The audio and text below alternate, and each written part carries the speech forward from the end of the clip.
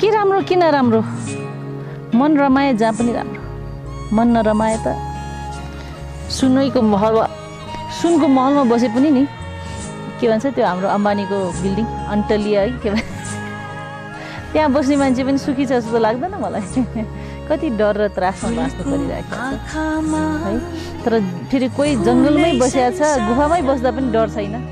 मन आनन्दित छ यो सबै कुरा मन हो भन्ने कुरा अब मैले सिकेँ मेरो गुरुहरूबाट फुलको आँखामा फुलै संसार काँडाको आँखामा काँडै संसार